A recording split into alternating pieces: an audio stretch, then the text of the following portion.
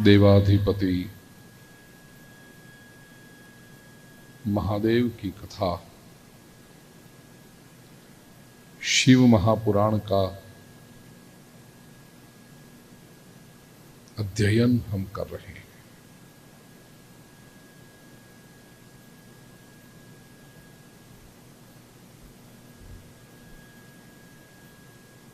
विद्येश्वर संहिता में जो संवाद चल रहा है सनत कुमार और नंदिकेश्वर के बीच, लिंग का लिंग कैसे हुआ, प्रश्न जो हमने कल चर्चा की थी। देवता तो कई हैं, लेकिन सारे देवताओं का पूजन मूर्ति में होता है। एक शिव तत्व ऐसा है जिनका पूजन मूर्ति और लिंग दोनों स्वरूप में होता है। तो इसका कारण क्या है और लिंग की उत्पत्ति कैसे हुई? सुत जी ने कहा, यही प्रश्न शौनक आदि ऋषि मुनियों ने नंदिकेश्वर से पूछा था और उस समय भगवान श्री शिव जी के सेवक नंदिकेश्वर ने जो उत्तर दिया वह मैं आपको बता रहा हूं। महाकाल नाम के कल्प में ब्रह्मा और विष्णु परस्पर युद्ध करने लगे। बात ऐसी थी कि भगवान विष्णु सरोवर में शेष शैया पर शयन कर रहे थे। उतने में वहां ब्रह्मा जी आए। ब्रह्मा जी ने पूछा, आप कौन हैं? मैं आया हूं यहां पर, आप मुझे देख करके मेरा सम्मान नहीं करते, मुझे प्रणाम नहीं करते, हो कौन आप? ब्रह्मा जी ने तो वहां तक ही कह दिया कि हे पुत्र उठो, स्वामी हूं मैं तुम्हारा, जानते नहीं मैं ब्रह्मा सृष्टि का सर्जक मैं हूं। ये सुनकर विष्णु भीतर से तो थोड़े आकृष्ट हुए, लेकिन बाहर जैसे शांत बनाकर कहा कि अच्छा, आप ये कहते हो कि सृष्टि का सर्जन आपने किया, जरा ये तो बताइए आप कहां से आए? हमारे पुराणों में वर्णन है कि भगवान विष्णु की नाभि में से कमल प्रकट हुआ, उस कमल के ऊपर ब्रह्मा जी हुए और ब्रह्मा जी सोचने लगे कि मैं कहाँ हूं। ये देखने के लिए उन्होंने चारों दिशाओं में देखा तो उनके चारों मुख बन गए, ब्रह्मा चतुर्मुखी कहलाए। अब यही ब्रह्मा विष्णु से आकर कह रहे हैं कि पुत्र उठो। विष्णु ने कहा कि आप कहां से आए, जरा इसके बारे में तो सोचो। अब बस ये दोनों देव, महान कौन है, आदि कौन है, पहले कौन आया इस संसार में, इस बात के ऊपर हाँ बस ऐसे ही लड़ने लगे। अब आप देखते होंगे वो कहानियों में, सीरियलों में, फिल्मों में लड़ने लगे, मतलब दनादन ऐसे आ गए। नहीं, इसका तात्विक अर्थ समझना, स्पिरिचुअल। ब्रह्मा है, विष्णु है, कोई इस गली में से निकला हुआ कोई भाई और दूसरी गली में से निकला हुआ कोई भाई नहीं है कि किसकी ताकत चलती है, कौन ये करता है, ऐसा नहीं। प्रश्न यहां पर ये उपस्थित होता है, and we all are intelligent people, we want to understand our scriptures in a spiritual way. कई बार छोटे बालक भी प्रश्न पूछते हैं कि संसार कहां से हुआ। मुर्गी पहले या अंडा पहले, ये प्रश्न होता है ना। ब्रह्मा पहले या विष्णु पहले? सर्जक पहले या संभालने वाला, रक्षक पहले?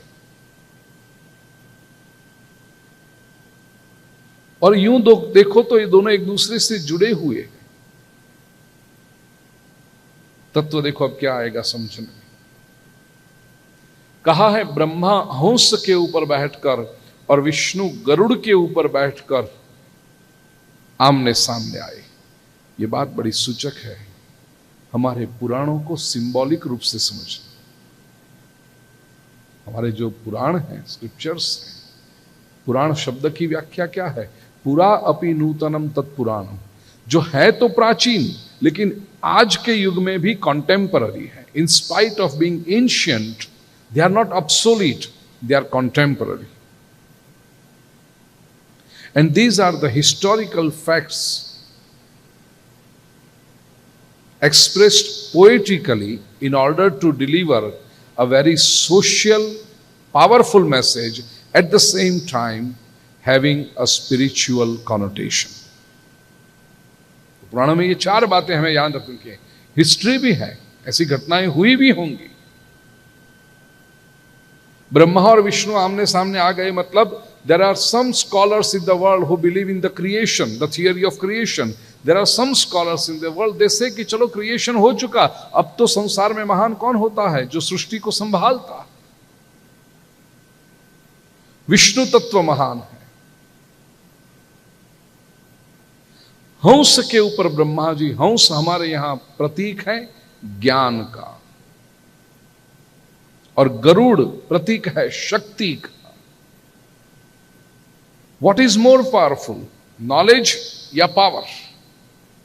विजडम या पावर?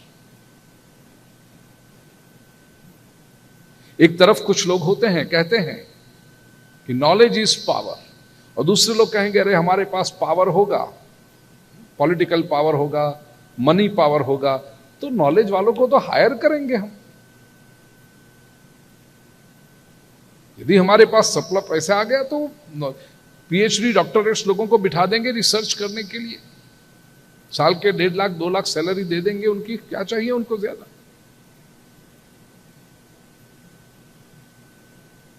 नॉलेज इज पावर या पावर कैन बाय नॉलेज? हंस और गरुड़ का वाहन ये बताता है। दोनों ने शस्त्रों का भी, विष्णु ने ब्रह्मा के ऊपर माहेश्वर नाम का शस्त्र संधान किया और ब्रह्मा ने विष्णु के ऊपर पाशुपत नाम का शस्त्र। अब जरा देखो, पाशुपत और माहेश्वर हैं दोनों शिव जी के, नाम से पता चलता है।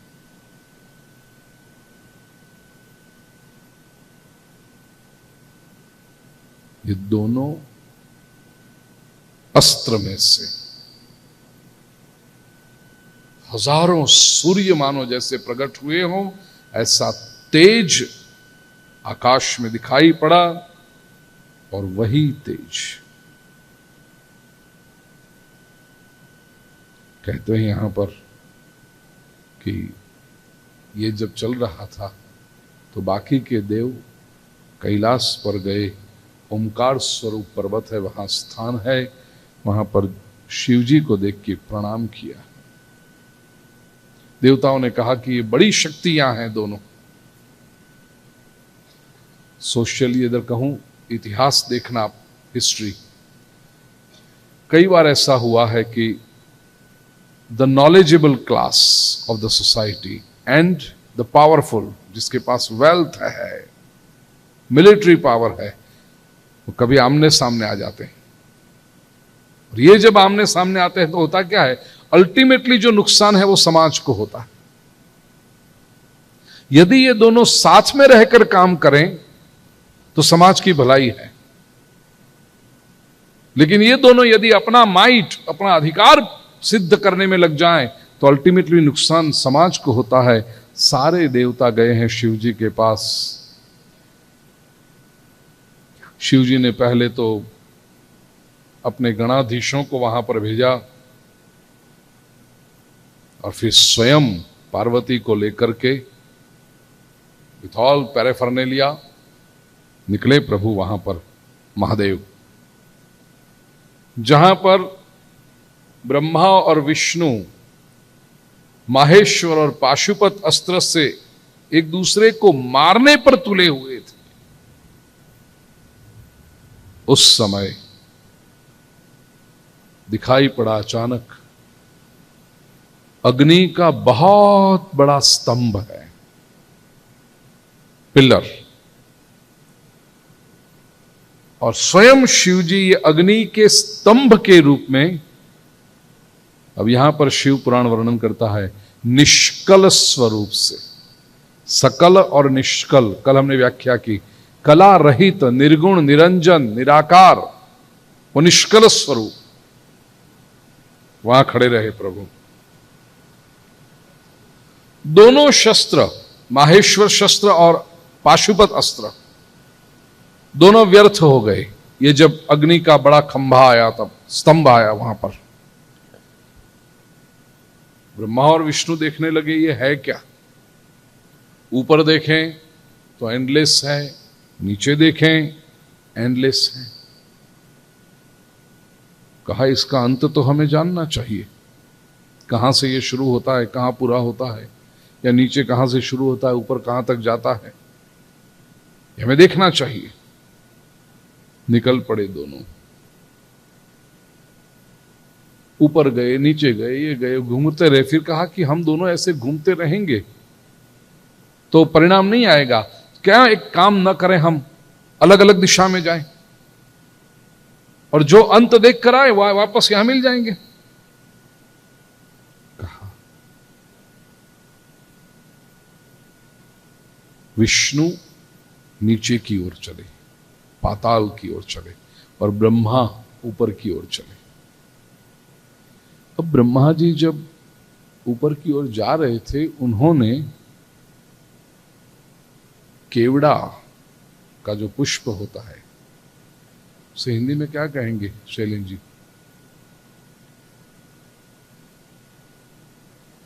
नहीं, अपने नीतिबेन कही शकशे, केतकी का पुष्प, केतकी का पुष्प ऊपर से आते हुए देखा।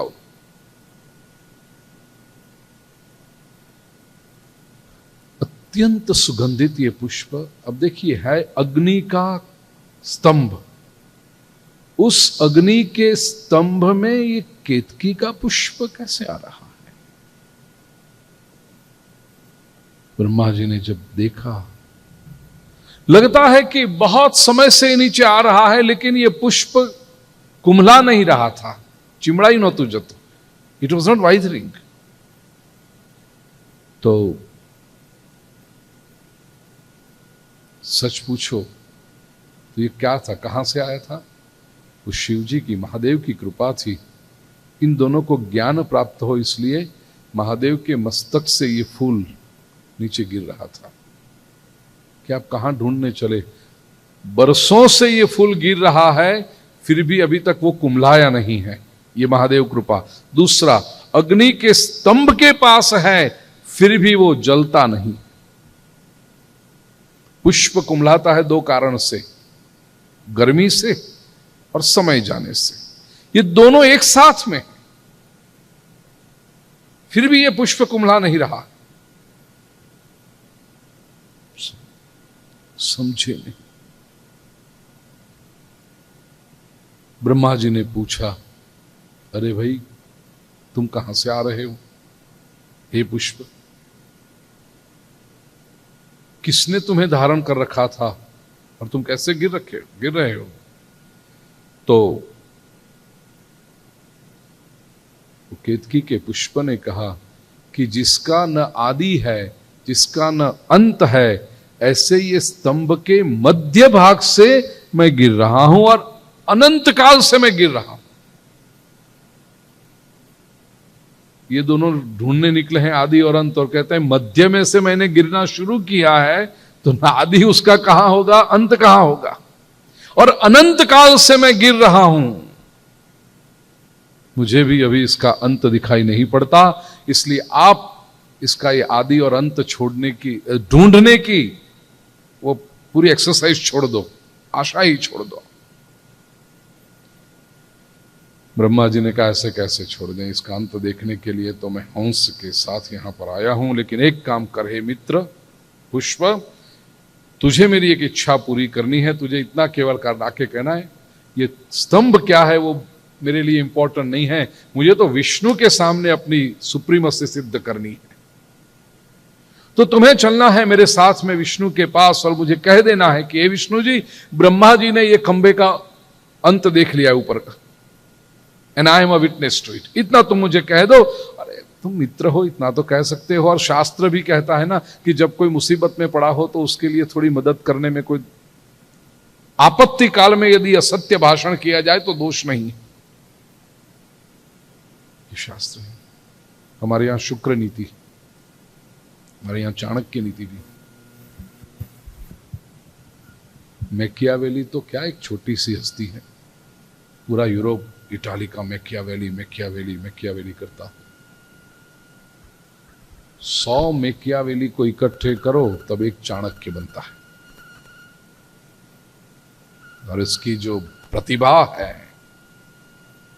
उसकी जो नीति है, चाणक्य। नेक्स्ट ईयर न्यूयॉर्क में मैं चाणक्य नीति पर इंग्लिश में सेमिनार करने वाला हूं। उसके डेट देख रहा है, फॉर एजुकेटेड पीपल।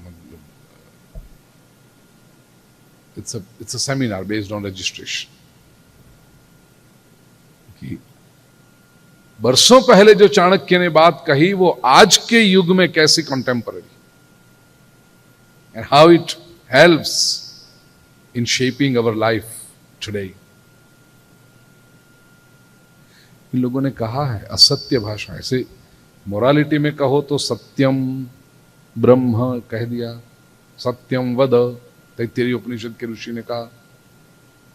लेकिन हम सब जानते हैं कि हमेशा सत्य बोलना संभव नहीं। कुछ लोगों को मजा आएगा ये सब बात मैं शुरू करूंगा तो। हाँ, आप जरा हमारे वाली बात करते हैं, अब ये लोग कहेंगे। तो हमारे that child needs to be taken care of। अभी शुरुआत ही है। Thank you.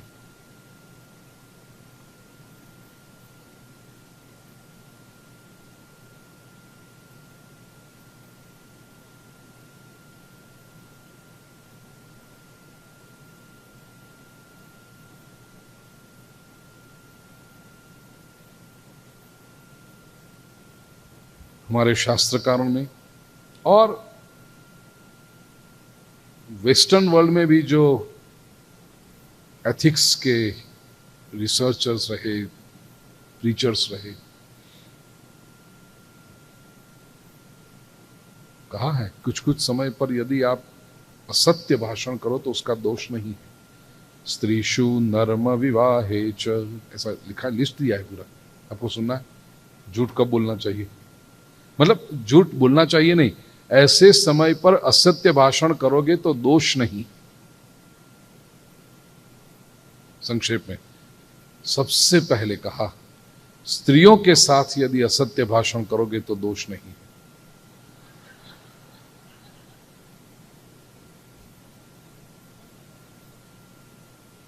There is a reason behind it. मैं शास्त्र की बात करता हूं, मैं जोक के लिए नहीं कह रहा। आपको मैंने देखा जो हंसी आई उसमें ज्यादातर बहनों की ही आवाज थी हंसी में। स्त्रीषु, स्त्री के साथ यदि असत्य भाषण किया जाए तो उसका दोष नहीं लगता है। कारण प्रसंग है, महाभारत का युद्ध पूरा हुआ, विनाश हुआ है पूरा, कुरुवंश नष्ट होने लगा, केवल 5 पांडव बचे और कोई नहीं बचा।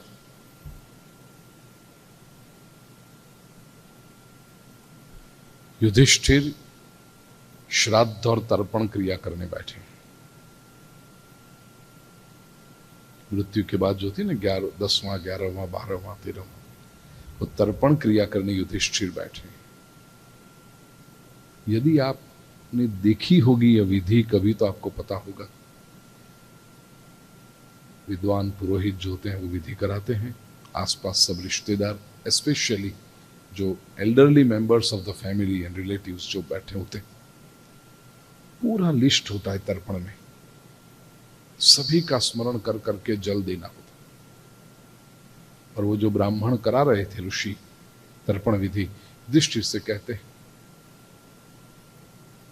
यदि आपके पिताजी का अवसान हुआ हो तर्पण करो, चाचा का अवसान हुआ तो उनका नाम लेकर के तर्पण करो, बुआ का अवसान हुआ तो उसका नाम लेकर तर्पण करो, मौसी का अवसान हुआ, सास ससुर सबका स्मरण कर करके तर्पण होता। अब कई बार ऐसा होता है कि जो तर्पण करने बैठा है उस व्यक्ति को याद भी नहीं होता, 3-3 पीढ़ियों का नाम लेकर के तर्पण करना होता है। इसलिए जो बड़े बुजुर्ग बैठते हैं वो सजेस्ट, हाँ ये है, कर नाम दे, ये इनका नाम था, कर तर्पण। देखिए ये विधि आपने से किसी ने तर्पण कर।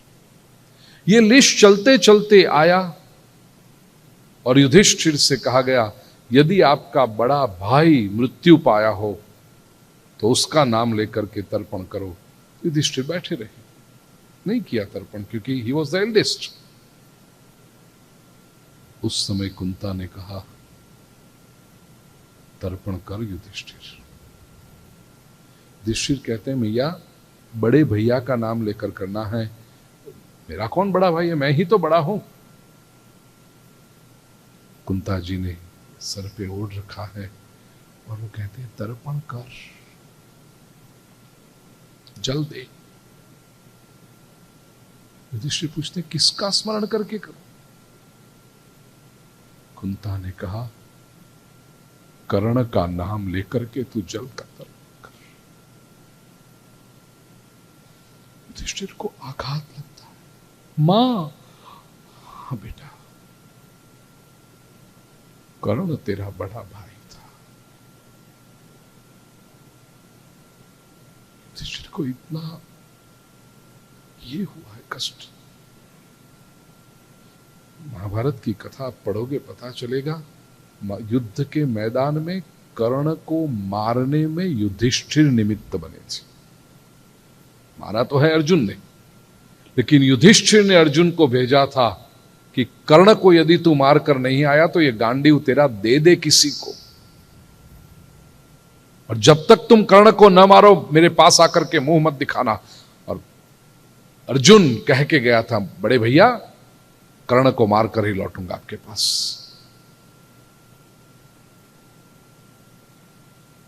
कर्ण मेरा बड़ा भाई था। हाँ युधिष्ठिर, और ये बात तूने जीवन भर हमसे छुपा कर रखी।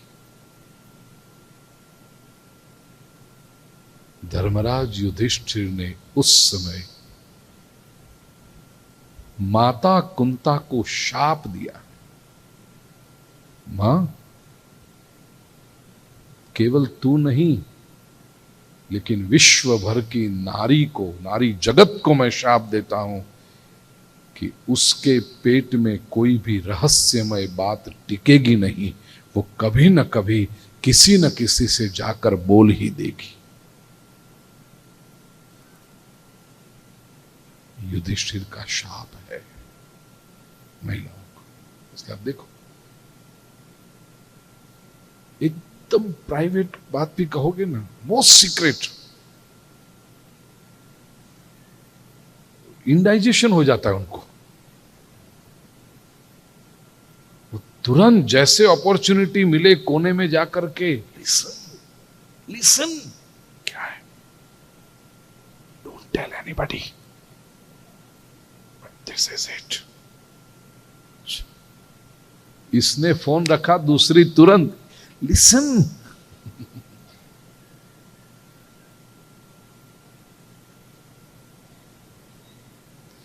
इसलिए नीतिकार कहते हैं कि यदि आप कोई सीक्रेट याद रखना चाहते हो, गुप्त रखना चाहते हो, तो स्त्री से कहना मत। तो ये कह देते कि कहना मत, लेकिन असत्य भाषण को दोष क्यों कहा, दोष नहीं क्यों कहा? क्योंकि दूसरी बात यह है, एक तो स्त्री कोई बात गुप्त रख नहीं सकती, और जानने की अभिलाषा उसको इतनी होती, तुरंत उसको पता चल जाता है कुछ है, लेकिन मुझे कहते नहीं, because the antenna are so sharp.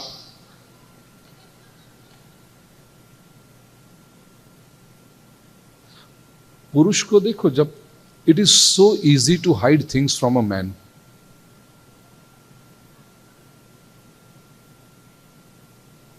मैं सही बात बता रहा हूं, आपकी हंसी मुझे कह रही है। पुरुष घर में आएगा ना, गैराज डोर से एंटर हुआ, किचन के ऊपर चाबी लगाई, डाइनिंग टेबल पे भोजन किया, टीवी देखने सोफा पर बैठा, बेड में जाके सो गया, और घर में ऑफिस होगी तो कंप्यूटर के पास बैठा। ये 5-6 स्थान के सिवा पुरुष को कहीं जाना होता ही नहीं। हां, ज्यादा से ज्यादा वीकेंड में घास काटा,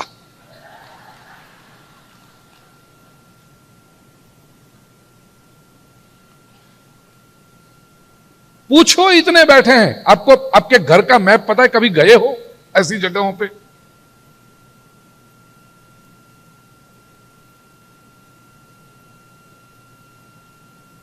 तो बहन को पता होता है कि ये यदि महीने भर पहले से हस्बैंड की बर्थडे पार्टी, और वो भी सरप्राइज पार्टी रखी हो ना, पूरे एक कमरे में सब सामान जमा होता है, और ये बबू चक को 1 महीने तक पता नहीं चलता कि ये सब चल रहा है घर में।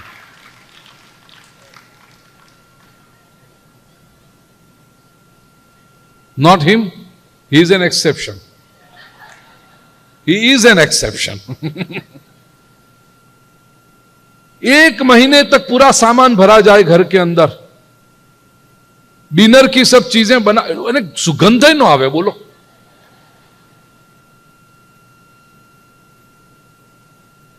और बर्थडे के दिन ओह मुझे तो पता ही नहीं, तो कर तो हूं महीना सुधी, भन न पड़े।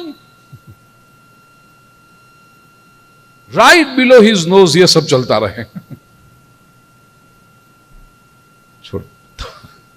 और महिला को इतना पता चल जाता है, it is so difficult to give a surprise party to a lady, so difficult. हां, फिर वो लोगों को खुश रखने के लिए उसे पता नहीं एक्टिंग करेगी, वो बात अलग है। उसको पता तो चल ही जाता है कि कुछ हो रहा है।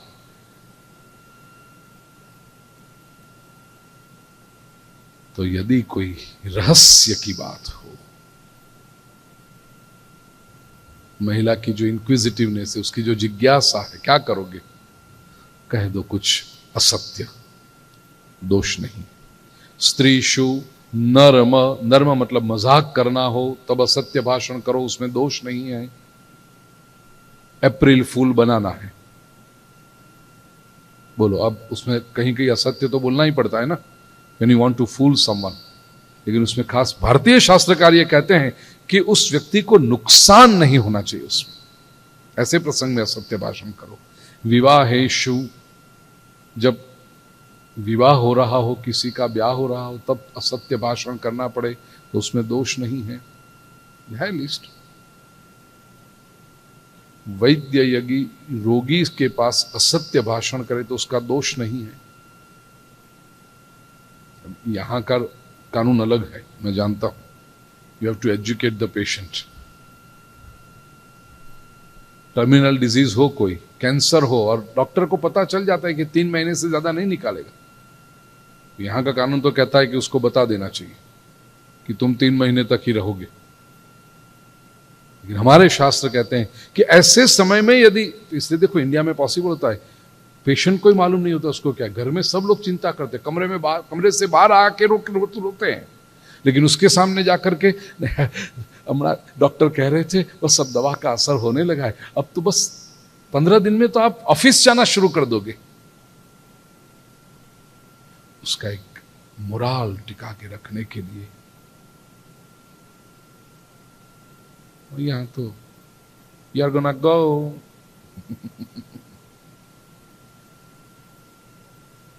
कहते हैं आप पैक अप। छोड़ो, वेस्टर्न जो एथिक्स के निष्णात हैं, उन लोगों ने तो और ये लिस्ट लंबा किया। व्यापारी यदि ग्राहक के साथ झूठ बोले तो उसको दोष नहीं है, ये वेस्टर्न लोग कहते हैं। कोई चीज 50 की है तो ऑब्वियसली वो उसको 60 में बेचेगा, 65 में बेचेगा। और कोई कस्टमर आया तो कहेगा आप मुझे जरा डिस्काउंट, कोई बात नहीं, आप 55 में ले जाओ। 55 तो मेरी कॉस्ट प्राइस है। देखो उसने झूठ कहा कि कॉस्ट प्राइस 50 था। वो कमाएगा नहीं इतना तो क्या करेगा? तो वेस्टर्न के लॉयर अभी कभी अपने क्लाइंट को बचाने के लिए झूठ बोले तो लॉयर को दोष नहीं लगता है। ऐसे वेस्टर्न लोगों का कहना है, भारतीय ऋषियों का नहीं है। भारतीय ऋषि कहते हैं यदि झूठ है तो उसको कवर मत करो, उसको प्रोटेक्ट मत करो। लेकिन वेस्टर्न लोगों ने तो कह दिया कि लॉयर यदि अपने क्लाइंट, लॉयर जानता हो कि ये इसने फॉल्ट किया है,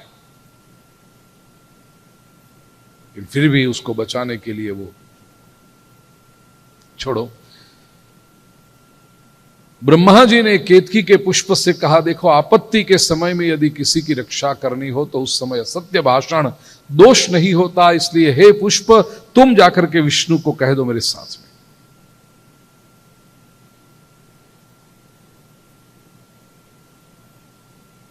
विष्णु के पास आए। अब विष्णु तो थक गए थे, निराश भी थे कुछ। ब्रह्मा जी नाचने लगे और कहने लगे कि मैंने देख लिया, ये स्तंभ का अंत मैंने देख लिया है। और ये केतकी का पुष्प विटनेस है। केतकी के पुष्प ने भी कहा बात सही, इन्होंने देखा है। विष्णु ने तुरंत ब्रह्मा जी को नमस्कार किए। तो फिर हमारी जो शर्त थी, हमारा झगड़ा पूरा हो गया। आप श्रेष्ठ हैं क्योंकि आपने इसका अंत देख लिया है, उनका पूजन किया है। ये जब कर रहे थे विष्णु ब्रह्मा का पूजन, उस समय सत्य का अनुसंधान हो, सत्य को प्रकट करने के लिए वह अग्नि रूप लिंग में से महादेव वहां पर प्रकट हुए। कहा विष्णु,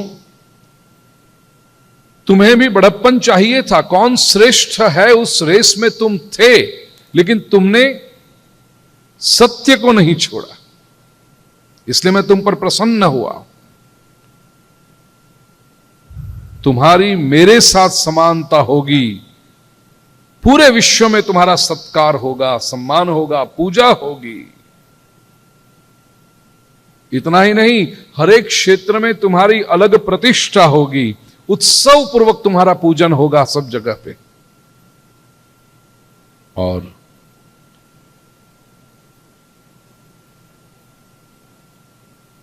शिव जी ने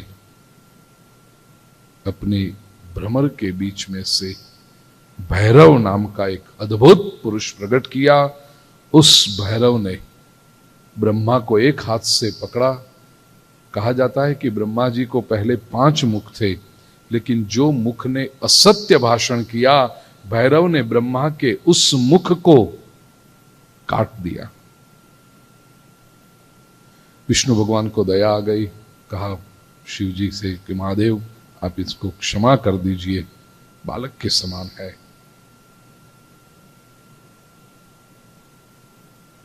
महादेव ने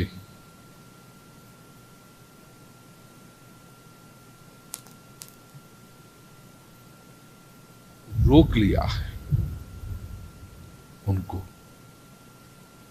भैरव को रोका है महादेव ने, और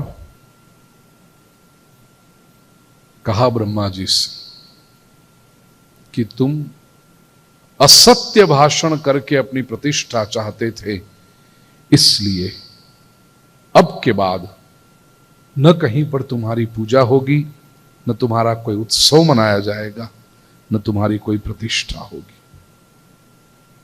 इसलिए कई बार लोग पूछते हैं ना कि एक तरफ हम लोग कहते हैं कि ब्रह्मा विष्णु महेश 3 देव हैं, GOD, G generator, O operator, D destroyer.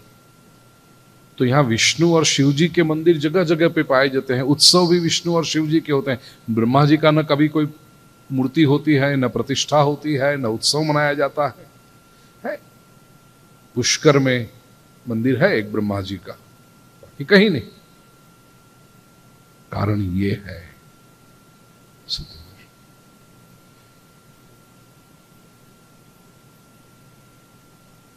ईश्वर ने कहा कि विष्णु से कहा है कि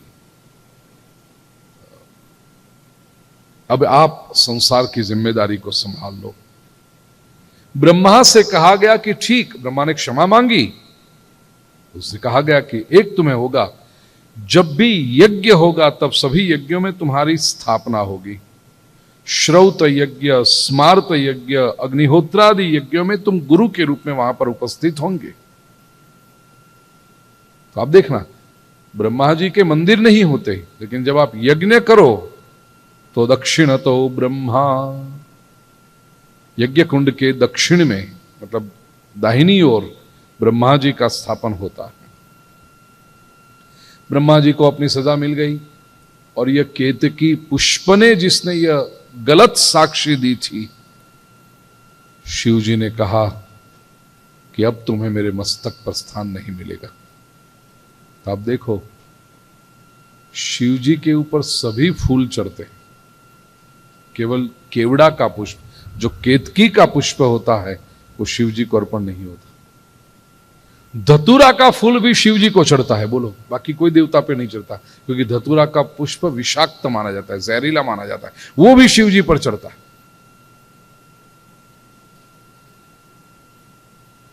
केतकी का पुष्प नहीं चढ़ता।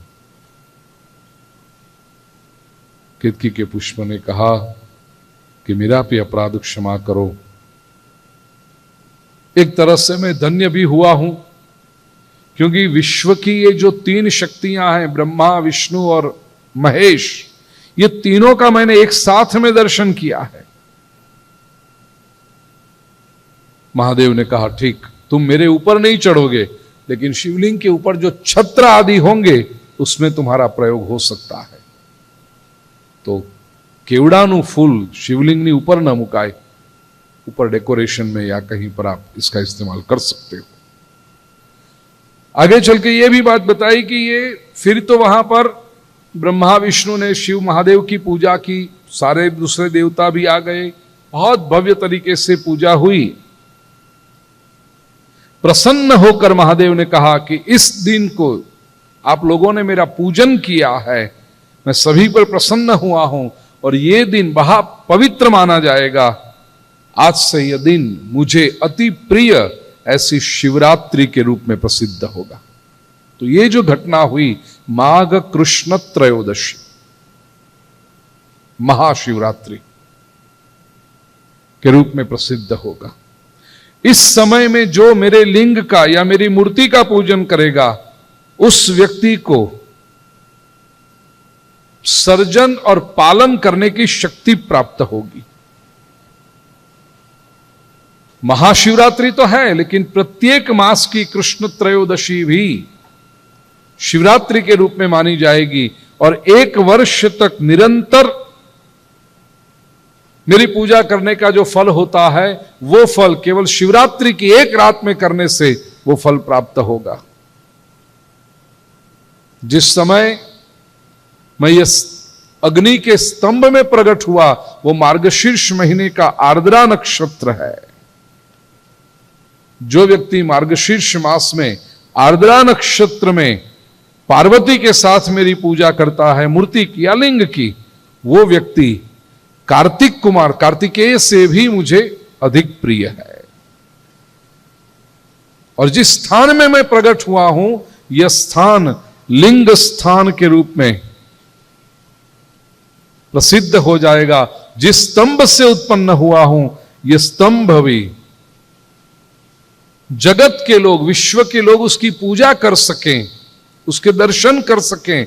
इसलिए ये जो आदि और अंत विहीन है, वो छोटा हो जाएगा और वो जो स्तंभ था वो लिंग बना। तो जो हम शिवलिंग की पूजा करते हैं उसके पीछे पूरा जो रहस्य है वो ये, और ये सारी घटना हुई वो अरुणाचल क्षेत्र में है। आज भी सिद्धाचलम के नाम से ये प्रसिद्ध है। भगवान ने कहा कि पहले मैं स्तंभ के रूप में और बाद में अपने निजी स्वरूप में प्रकट हुआ, इसलिए लिंग और मूर्ति, स्तंभ में जो है वो निष्कल स्वरूप है और मूर्ति में है विजिबल फॉर्म जो है वो मूर्ति सकल स्वरूप, निष्कल और सकल दोनों रूप में मेरी उपासना होगी।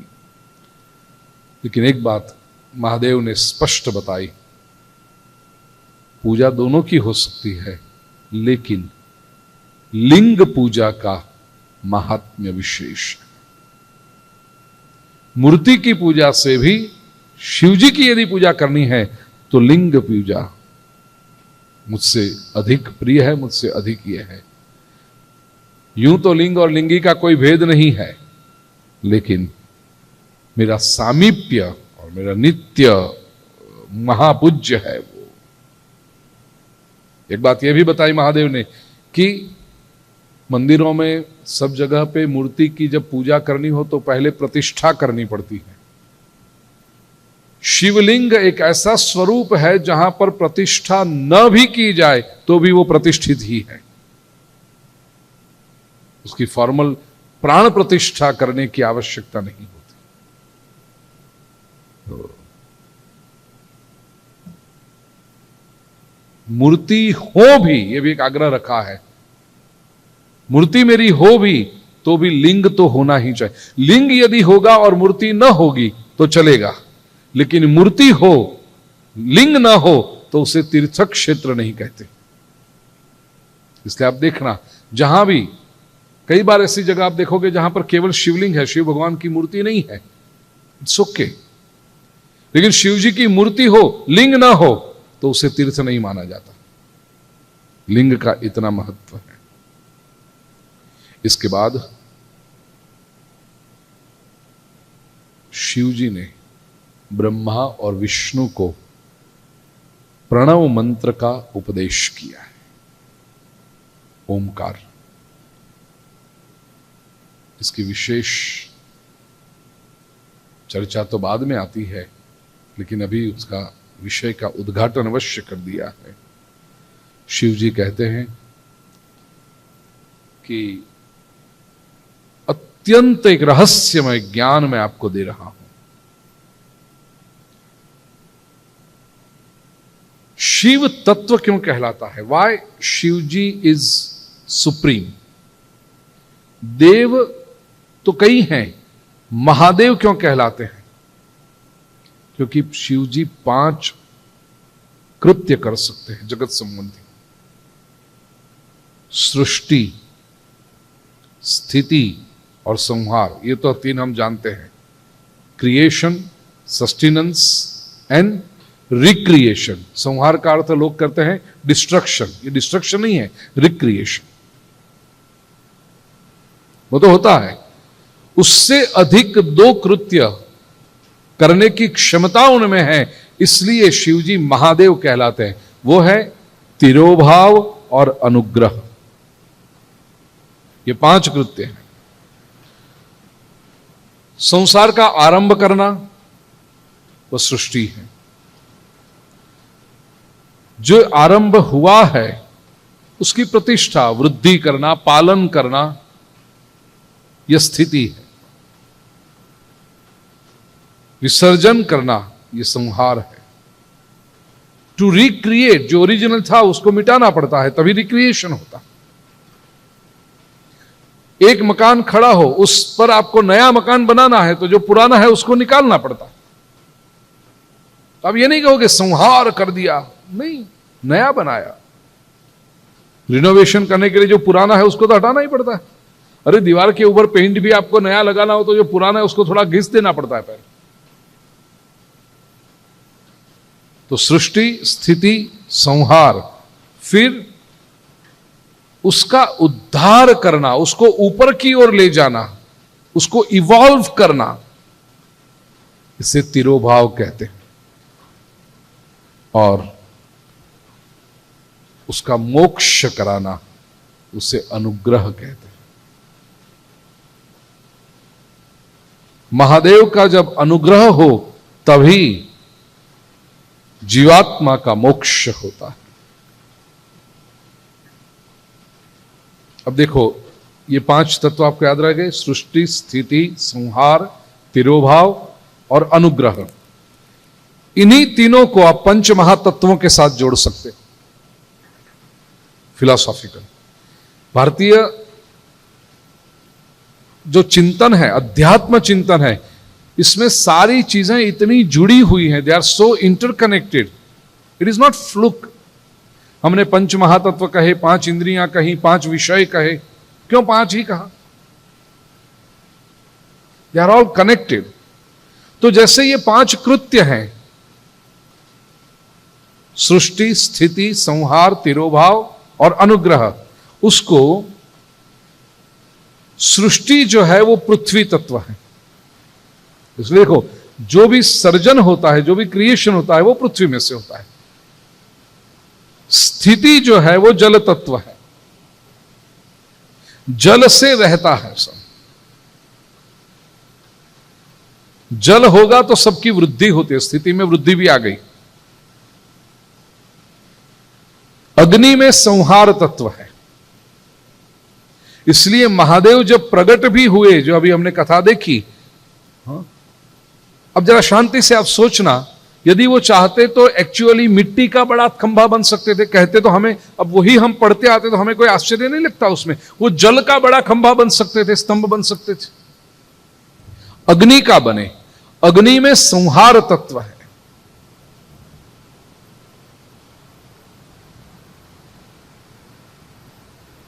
वायु में तिरोभाव है, पृथ्वी, जल, अग्नि।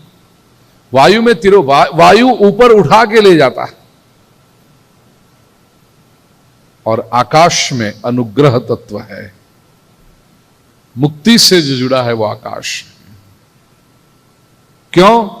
क्योंकि आकाश सबका अनुग्रहण करता है, पकड़ के रखता है, कृपा करता है। महादेव कहते हैं ये 5 कृत्य पंच महातत्व के प्रतीक, और ये पंच कृत्य मैं करता हूं इसलिए मेरे मुख भी 5 हैं। पंचमुखी महादेव।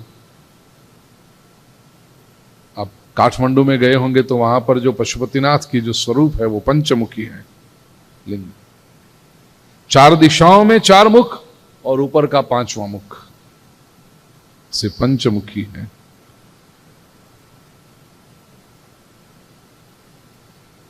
महादेव कहते हैं ब्रह्मा और विष्णु से कि सृष्टि और स्थिति, ये दोनों आपने इतनी तपश्चर्या की, इसलिए मैं आपने मुझसे लिए हैं तपश्चर्या प्राप्त करके। सृष्टि का जो शक्ति थी वो ब्रह्मा जी ने धारण की, महादेव की स्थिति नाम की जो शक्ति थी, जो कृत्य था, वो विष्णु भगवान ने लिया।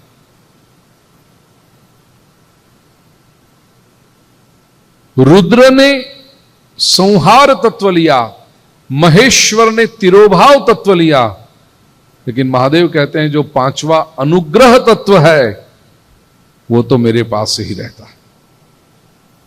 अनुग्रह का अर्थ है कृपा। अब यदि आप मेरा ज्ञान पाना चाहते हो तो आप ओमकार मंत्र का जप करो। यह ओमकार मंत्र महामंगल रूप है। सबसे पहले यह मंत्र महादेव के मुख से प्रकट हुआ है। ओमकार वाचक है और महादेव उनके वाच्य है। इसका अर्थ ओमकार महादेव का ही स्वरूप है। ओमकार का स्मरण वो महादेव का स्मरण है। ओमकार में जो अकार है वो महादेव के उत्तर की ओर के मुख में से प्रकट होता है। ऊकार पश्चिम के मुख में से प्रकट होता है। मकार दक्षिण तरफ के मुख में से प्रकट होता है। बिंदु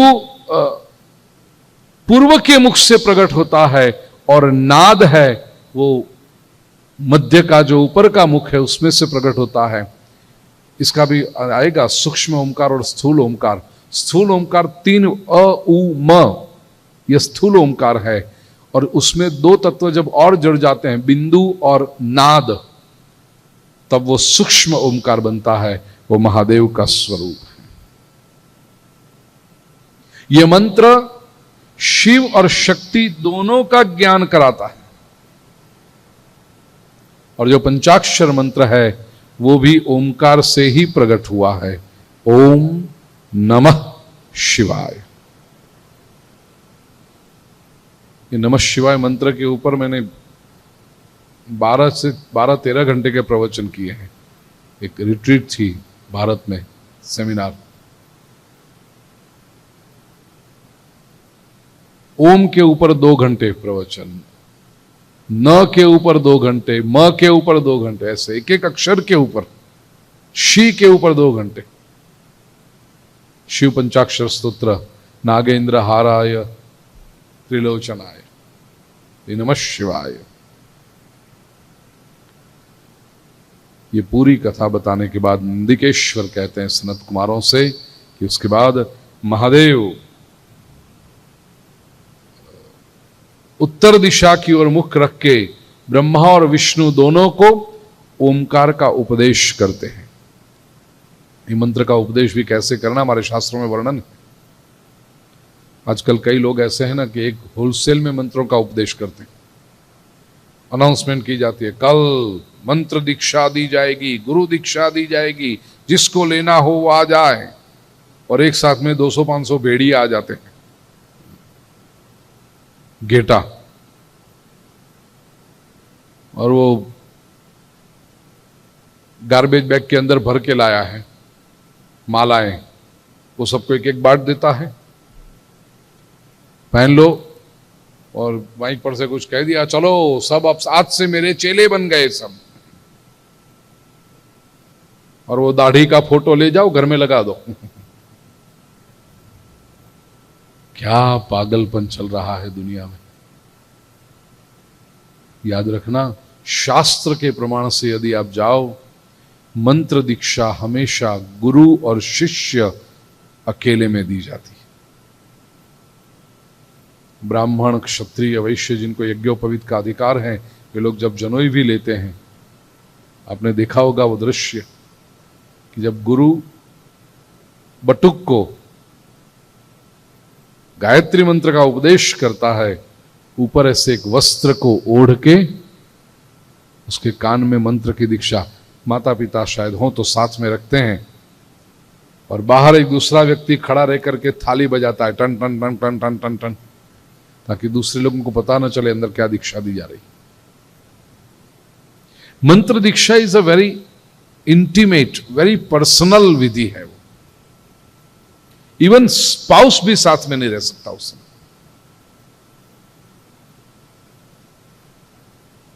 स्पष्ट लिखा है, महादेव ने वस्त्र ओढ़कर ब्रह्मा और विष्णु दोनों को ओमकार का उपदेश किया है, दोनों के मस्तक पे हाथ रख के। दोनों ने महादेव की स्तुति की, और महादेव ने कहा कि इस मंत्र का आप जप कीजिए। लिंग का पूजन मूर्ति से श्रेष्ठ है। लिंग का पूजन ओमकार से कीजिए और पंचाक्षर मंत्र से कीजिए। ऋषियों ने प्रश्न पूछा है, कथम लिंगम प्रतिष्ठाप्यम, कथम वा तस्य लक्षणम, कथम वा तत्समभ्यर्च्यम, देशे काले चके नहीं। प्रश्न पूछा ऋषियों ने। कितने प्रश्न पूछे देखिए।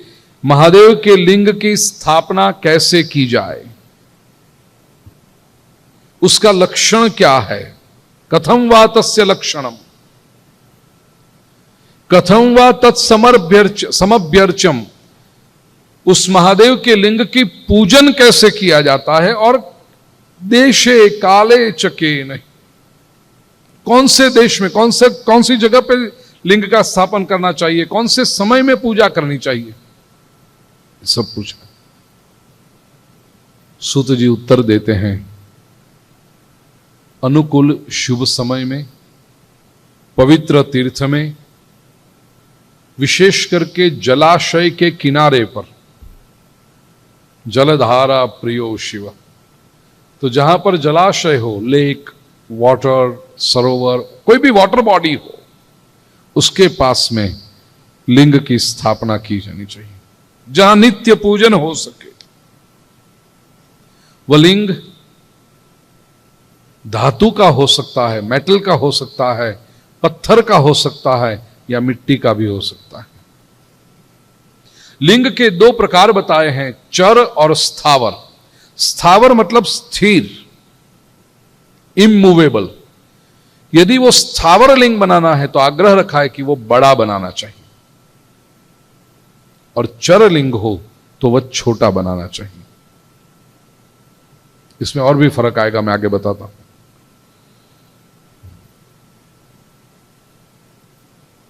और भी है, लिंग और उसकी पीठी का जो ऐसा आकार रहता है, योनि भी कहते हैं उसको, हो सके तब तक वो दोनों को एक ही मटेरियल का रखें। स्थावर में आग्रह रखा है कि वो खंडित होगा तो चलेगा, मतलब दो अलग अलग पीस होंगे स्थावर में। जो बड़ा लिंग है उसमें पीठी का अलग हो और लिंग की स्थापना अलग की जाए। एक बार फिट कर दिया फिर उसमें फर्क नहीं पड़ता, लेकिन वो चलेगा।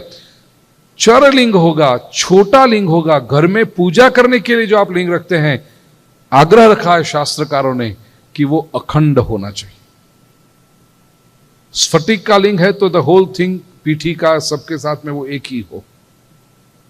मेटल का हो तो वो पूरा एक ही हो, पत्थर का हो तो वो पूरा एक ही हो। चरलिंग अखंड होना चाहिए। कितना बड़ा हो? स्थावर लिंग हो तो कहा है कि जो साधक है, जो पूजा करने वाला है, उसके 12 अंगुल के जितना होना चाहिए। 5, 10 और उसके ऊपर 2-12 अंगुल, इतनी तो उसका साइज होना ही चाहिए। स्थावर लिंग होगा तो, इससे बड़ा होगा तो अच्छा है, लेकिन 12 अंगुल से कम जो लिंग है वो शुभ नहीं माना गया, उसके फल कम मिलता है। और चर लिंग हो वह पूजा करने वाले के 1 अंगुल के जितना तो होना ही चाहिए, ऐसा कहा। शिल्प शास्त्र के आधार पर अब ये वर्णन मैं नहीं करता हूं, मंदिर कैसे बनाना चाहिए जिसमें लिंग की स्थापना हो। और कई बार ऐसा होता है कि भवन पहले निर्माण कर देते हैं, फिर आपने यदि देखी हो, शास्त्रोक्त विधि से जब शिवलिंग की स्थापना होती है, अन्य देवताओं की जो प्रतिष्ठा होती है ना, उसमें जलाधिवास, अन्नाधिवास ये सब होता है, वो मूर्तियां दरवाजे में से लाओ चलेगा। शिवलिंग की जब स्थापना हो तो मंदिर के कलश में से ऊपर से, तो पहले शिव मंदिर का कलश पहले से नहीं बना देते, ऊपर से उसके नीचे लाते हैं और वहां पर स्थापना होती। जो अग्नि का स्तंभ है उसके प्रतीक के सम ऊपर से लाते हैं इसको। शिवलिंग की स्थापना में पहले मकान बना दो, फिर दरवाजे में से शिवलिंग ला के रखो, ठीक है, कॉम्प्रोमाइज करना पड़े, कभी कभी सब बातें संभव ना हो। आपने यहां पर क्या होगा मुझे पता नहीं है, क्या किया है, क्या किया है, दरवाजे से शिखर में से लिंग को नीचे ला करके फिर स्थापना ऐसी होती है। एक बात में, जब बात ये निकली है तो मैं आपसे कह दूं, शिवलिंग की स्थापना एक बार हो गई फिर उसको हिलाते नहीं। शिवलिंग का चूंकि प्रतिष्ठा करने का प्रश्न ही नहीं होता, इसलिए शिवलिंग का कभी विसर्जन भी नहीं होता। कई बार लोग पूछते हैं, विशेष करके परदेश में, अफ्रीका में से एक बार क्वेरी आई थी, मिडिल ईस्ट में से एक बार ऐसी क्वेरी आई, क्योंकि वहां पर अपने लोग 100-125 साल से बसे हुए हैं। उस समय जो मंदिर बनाए थे, अभिषेक करते करते करते शिवलिंग छोटे हो गए, कुछ नुकसान भी हुआ, डिफॉर्म भी हुए। जो नए लोग आते हैं उनको आइडिया होता है अब इसको बदल दो, रिनोवेट। ये अपराध कभी भी मत करना। शिवलिंग की एक बार स्थापना हो गई, फिर वो जैसा है इनिशियली ही आप उसको प्रोटेक्ट करो कि not everybody comes and offers everything on Shivling. क्योंकि आजकल के जमाने में क्या है, अब कोई कहेगा इत्र चढ़ाएंगे, लेकिन इत्र शुद्ध है क्या? एसिड में से बना होगा, ऐसे सब अलग अलग पदार्थ चढ़ाते हैं। वो हर्बल तो प्रोडक्ट अब रही नहीं, सब केमिकल्स आ गए सब चीजों में। इवन चंदन में भी केमिकल आता है।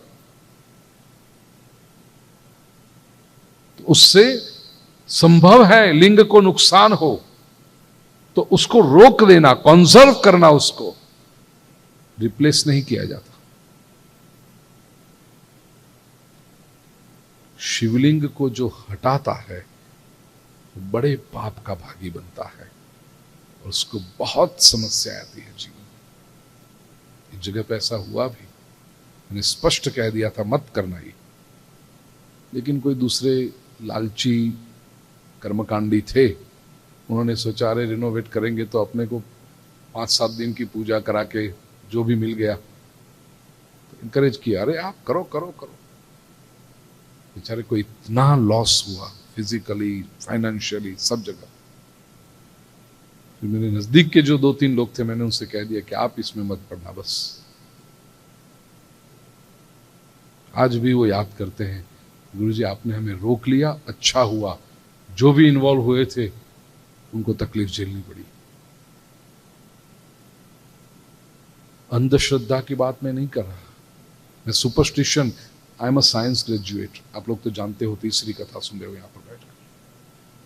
मैं कभी सुपरस्टिशन की बात नहीं करता, लेकिन जो सनातन सत्य है हमारे शास्त्रों के, उसको तो स्वीकार करना ही पड़ेगा। और यदि न करना हो तो फिर मेरे ऊपर एक बात है, if you don't want to agree, try it.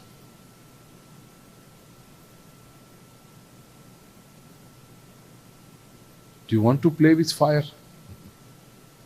हाँ, ऐसी तैयारी हो, चलो बड़ा सा नुकसान हो जाए, फाइनेंशियल नुकसान हो जाए, फिजिक तबीयत में कुछ खराबी आ जाए, कोई बात नहीं, हम तो ये कराएंगे नया, करके देखो।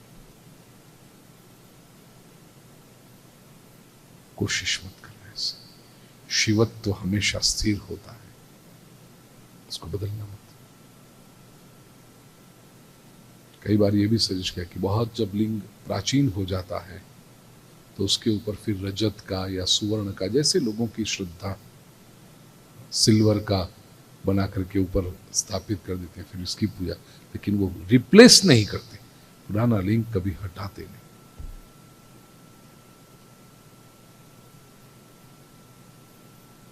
जहां पर शिवलिंग की स्थापना हुई हो, उससे 100 हाथ तक का जो क्षेत्र है वो पुण्य क्षेत्र माना जाता है।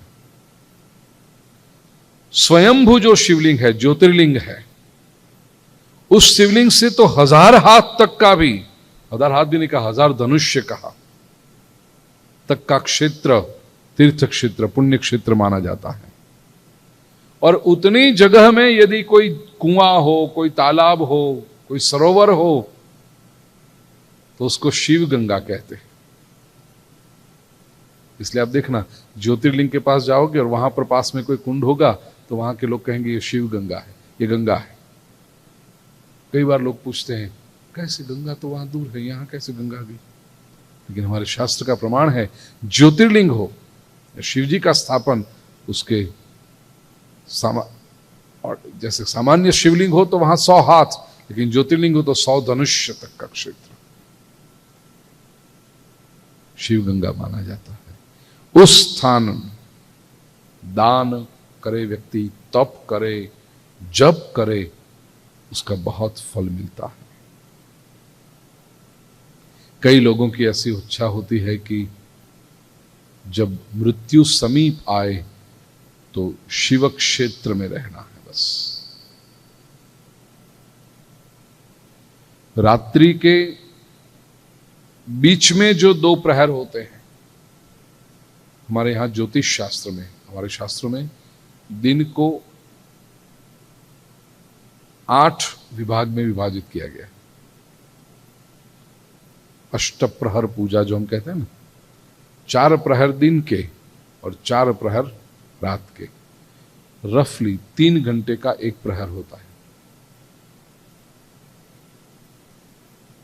पहला प्रहर छोड़ दिया, चौथा प्रहर छोड़ दिया, बीच में के जो 2 प्रहर है, मतलब दूसरा और तीसरा, अंदाज से कहूं, इसको बिल्कुल एकदम पकड़ मत लेना, 6 to 6 हम समझें दिन को, 6 o'clock सनराइज, 6 o'clock सनसेट। क्योंकि प्रहर 3 घंटा में बोलता हूं तो 180 मिनट नहीं, वो शास्त्र ऐसा है कि सूर्योदय से सूर्यास्त तक दिन, वो जितना समय है उसको 4 हिस्सों में बांटो, डिवाइड बाय 4, तो जो समय हुआ उसको एक प्रहर कहते हैं। It could be longer than 4 hours, it could be shorter than 4 hours। ऐसे रात्रि का जो समय है उसको 4 हिस्से में बांट करके पहला और अंतिम हिस्सा छोड़ दो, बीच में के जो 2 हिस्से बचे उसे मध्य रात्रि कहते हैं। और इस 2 प्रहर में जो शिव पूजा की जाए वो इष्ट सिद्धि देने वाली मानी गई है। शिव जी के तीर्थ क्षेत्रों का महिमा बताया है, पवित्र नदियों का वर्णन किया है। शिव क्षेत्र कौन से?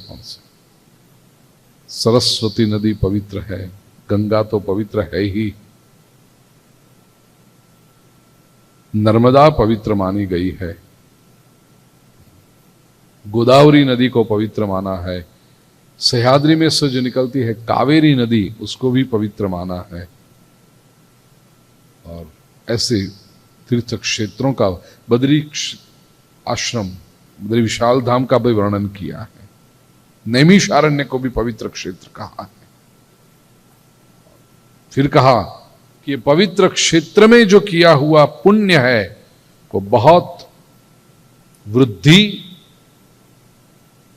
स्वयं भी होता है और जो उसका पूजक है उसकी भी वृद्धि कराता है। नित्य कर्म क्या है, गृहस्थ के धर्म क्या है, यह सब बताया है। गृहस्थ के जो धर्म बताए, बड़ा सुंदर विषय है, बड़ा समझने जैसा विषय है।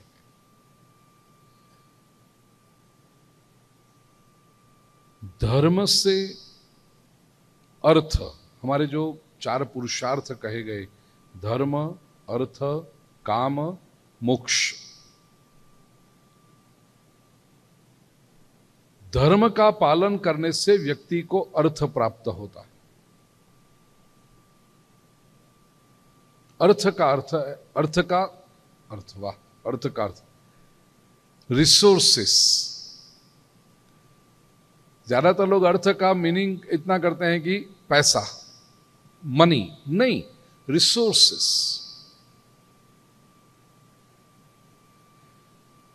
जब धर्म का पालन व्यक्ति करता है तो उसके लिए रिसोर्सेस खुल जाते हैं और वो अर्थ से भोग मिलते हैं, ऑब्जेक्ट्स, कामना के लिए। और वही भोगों से, जब भोगों को भोग लिया तब वैराग्य उत्पन्न होता है। इसका अर्थ यह हुआ, शिव पुराण कहता है कि धर्म से यदि अर्थ संपादन किया होगा तो आप भोग भुगत कर भी अंत में वैराग्य की ओर चलोगे। जबकि अधर्म से यदि अर्थ संपादन, धर्म से भी अर्थ तो मिलता है, even if one goes on a wrong path, resources तो आ जाते हैं उसके पास में, लेकिन उससे जो भोग मिलते हैं उससे वैराग्य नहीं बढ़ता, राग बढ़ता है। भोग भुगतने में कोई बुराई नहीं है, कोई दोष नहीं है, कोई पाप नहीं है, लेकिन प्रश्न यह है कि भोग के लिए अर्थ कहां से लाए? वो धर्म के मार्ग से आया। इसलिए आप देखना कि धार्मिक व्यक्ति के जीवन में अर्थ तो मिलता है, उसको रिसोर्सेस हैं, अच्छी से अच्छी चीजें उसके सामने प्रस्तुत होती हैं, बेस्ट ऑफ द लाइफस्टाइल उसे मिलती है धार्मिक व्यक्ति को, लेकिन उसको उसमें वैराग्य हो जाता है। वो कहीं पर अटैचमेंट खड़ा नहीं करता। आपके महंगे महंगे घरों में रहकर भी, और आप अच्छी से अच्छी सुविधा अर्पण करो, फिर भी 7 दिन की कथा पूरी हो गई, प्रणाम करके निकले 8वें दिन, फिर याद नहीं करते मजा आया था ना, कितना अच्छा बेड था, कैसा अच्छा पिलो था। नहीं, हाँ 7 दिन तक प्रभु की कथा कहने के लिए प्रभु ने व्यवस्था निर्माण की थी, उसका इस्तेमाल कर लिया, गुड बाय। उसको मगज में चिपक के नहीं ले जाते। धर्म के मार्ग से व्यक्ति को अर्थ प्राप्त होता है, अर्थ से भोग की प्राप्ति होती है, कामना की प्राप्ति होती है, लेकिन धर्म से जो भोग प्राप्त किया है उससे वैराग्य निर्माण होगा, छूटेगा व्यक्ति। धार्मिक व्यक्ति के जीवन में ऐसे संजोग भी निर्माण होंगे, ईश्वर धीरे धीरे धीरे उसको संसार से वैराग्य करा देगा। कई बार हम महापुरुषों के जीवन में दुख देखते हैं तो हमें प्रश्न निर्माण होता है, इतने अच्छे हैं, इतना भगवान का काम करते हैं, इतनी भक्ति करते हैं, इतने ज्ञानी हैं, फिर भी उनके जीवन में कष्ट क्यों आया? Why bad things happen to good people? When bad things happen to bad people, ठीक है, चेहरे पर उसको कहने के जाते हो वी आर सो सॉरी, लेकिन अंदर तो मजा आता है, ले बहुत चगियो तो ले।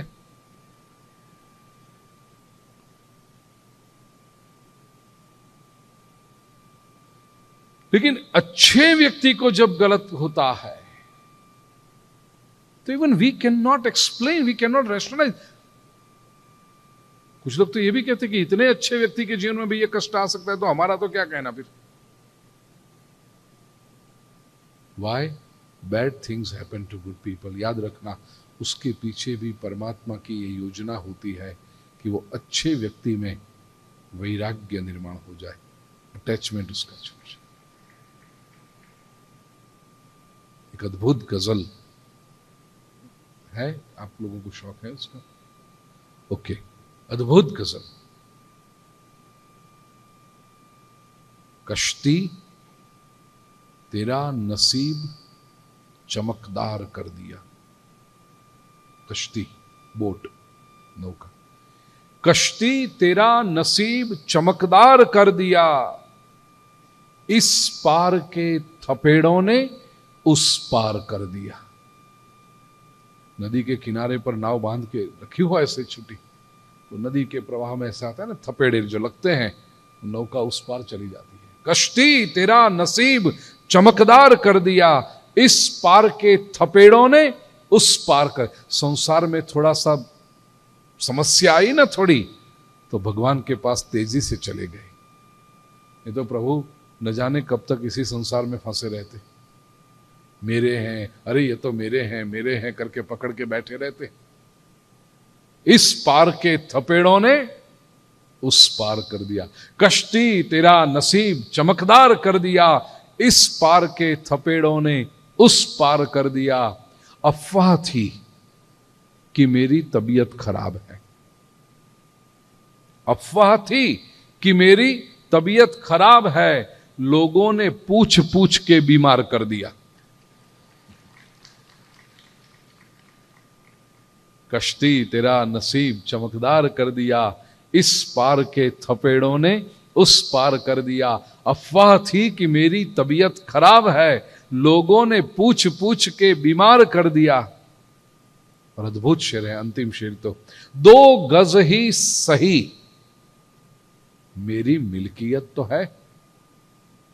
2 गज, 2 गज ही सही मेरी मिल्कियत तो है। ऐ मौत तूने मुझको जमींदार कर दिया। यहां से तो कोई नहीं हटाएगा। 2 गज ही सही मेरी मिल्कियत तो है। ऐ मौत तूने मुझको जमींदार कर दिया। कश्ती तेरा नसीब चमकदार कर दिया। इस पार के थपेड़ों ने उस पार कर दिया। धर्म से जब व्यक्ति के पास संपत्ति आती है और उसके माध्यम से जो भोग भुगतता है, उसमें से वैराग्य निर्माण करने की जिम्मेदारी परमात्मा अपनी समझता है कि एक उच्च जीव है, धर्म के मार्ग पर चल रहा है, शायद वो फंस न जाए इसमें संसार में, छुड़ाव इसको अभी। And this is the reason when we see sometimes bad things happening to good people, क्योंकि उनमें वैराग्य की भावना निर्माण। ईश्वर की, इसलिए महापुरुष कभी शिकायत नहीं करेंगे। लोगों को अब चिंता बहुत हो जाती है, लेकिन जो भक्तों के जीवन में देखो कितनी टेंशन है, कितनी समस्याएं। आपने किसी राक्षस को दुखी देखा? कभी नहीं। जितने भी राक्षस हैं सब सुखी हैं। रावण सुवर्णमयी लंका का अधिपति, कंस कितना श्रीमंत, कितना शक्तिमान, जरासंध, दुर्योधन, देखो सब किस। कभी आप ऐसी कहानी सुनोगे, एक राक्षस था, बेचारा बहुत गरीब था और सुखड़ा सुखड़ा था एकदम। ऐसा राक्षस हो सकता है? राक्षस माने हट्टा कट्टा, शक्तिमान, श्रीमंत, सत्ताधीश, ऐसा ही हो सकता है। भक्त के जीवन में आप अवश्य दुख, एक भी भक्त मुझे दुनिया भर में से ढूंढ के लाओ जिसके जीवन में कहीं दुख ना हो। सभी भक्तों के जीवन में दुख होता ही है, कष्ट होता ही है। क्यों होता है? वैराग्य की भावना निर्माण करने के। तो समाज ये नहीं समझ सकता जब दूर खड़े होते हैं, अरे नरसिंह मेहता ने क्या गलती की होगी, मीराबाई को क्यों इतना कष्ट भुगतना पड़ा, क्या दोष था उनका? तुलसीदास को कितनी समस्या, सूरदास को कितनी समस्या, नानक को कितना कष्ट झेलना पड़ा। राबिया देखो तुर्कस्तान की, मंसूर देखो, क्या दोष था मंसूर का? इतना ही ना कि उसने गर्जना की, अनल हक अहम ब्रह्मास्मि, पत्थर मार मार के उसको मार दिया। जीसस का क्या दोष था? क्यों उसको क्रूसीफाई करना? लेकिन एक देखना, भक्त के जीवन में दुख होता है, लेकिन भक्त कभी दुख के बारे में रोता नहीं, न कभी वो शिकायत करता। हृदय के किसी कोने में उसको रख के वो अपने सत्कर्म करते रहता है, भगवान का काम करते रहता है। इतनी समस्याओं के बीच मुझे एक पद ला के भी दिखाओ मीरा का, जिसमें मीरा ने शिकायत की हो, हे कृष्ण क्यों मुझे कष्ट झेलना पड़ता। कहीं पर भी मीरा ने शिकायत नहीं की। मीरा ने क्या कहा? राम राखे तेम रहिए औधव जी, राम राखे तेम रहिए।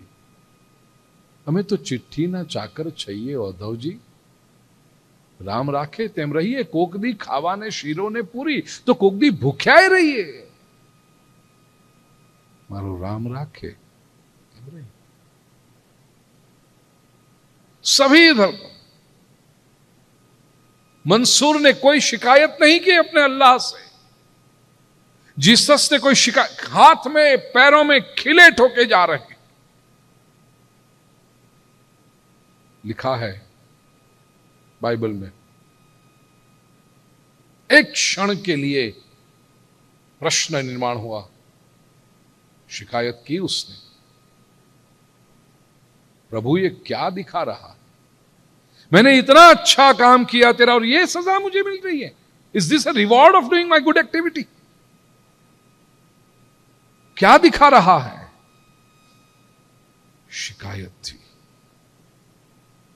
और ये जब शिकायत आई ना, तब वो जोसेफ कारपेंटर का बेटा था।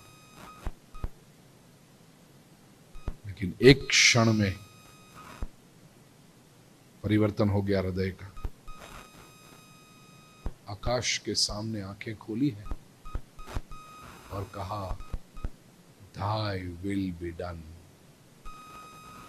तेरी जो इच्छा हो वो। मुझे लगता है ये एक क्षण में ही जोसेफ कारपेंटर का बेटा क्राइस्ट बन गया। क्राइस्ट का अर्थ होता है पवित्र। Thy will be done, जो तेरी इच्छा हो। सारी शिकायत गिर पड़ी, जो तेरी इच्छा। ये वैराग्य भाव है। वैराग्य का भाव का अर्थ ये नहीं है कि भागना। हमने वैराग्य का अर्थ यही समझा है, गिरुए कपड़े पहन लिए और भागे, संपत्ति को हाथ नहीं लगाते, स्त्रियों को देखते नहीं। क्यों भाई, ये भागना धर्म नहीं। लाखों करोड़ों में कोई एक व्यक्ति ऐसा महापुरुष निकले तो उसके चरणों में साष्टांग दंडवत प्रणाम। लेकिन वो वैराग्य कैसा जो स्त्रियों से दूर भागे? वो वैराग्य कैसा जो संपत्ति से दूर भागे? नहीं, महाराज जी संपत्ति को हाथ नहीं लगाते, तो फिर कौन लगाता है? उसके लिए आदमी रखे हैं। महाराज जी हाथ नहीं लगाते।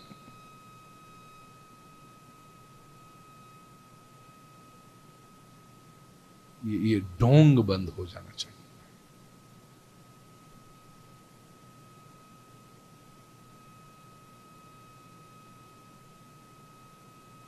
माता का दर्शन भी नहीं करोगे, महिलाओं को देखेंगे, क्यों? नरक की तो फिर नरक में से ही तुम आए। यदि महिलाएं नरक की खदान है, क्यों इतना नेगेटिव अप्रोच? क्यों मान लिया कि स्त्री बुरी होती है? स्त्री मां भी हो सकती है, स्त्री बहन भी हो सकती है, स्त्री बेटी भी हो सकती है, और she can be a wonderful friend. बुरी ही है ऐसा क्यों मान लिया हमने? मैं दुनिया भर की बातें करता हूं, किसी एक संप्रदाय की, किसी एक धर्म की बात नहीं कर रहा मैं।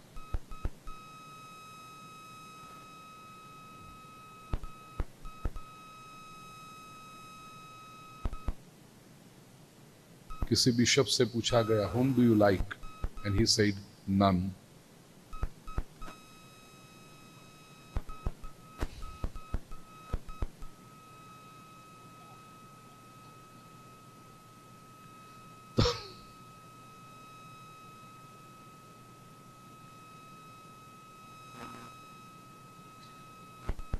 ये नेगेटिव अप्रोच क्यों भाई?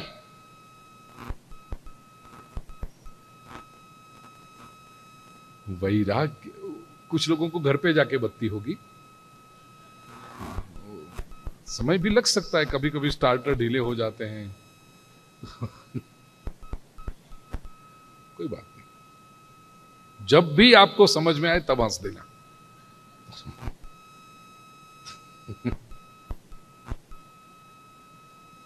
नहीं तो योगी बहन को पूछ लेना कि इतना क्यों हंस रही थी तुम।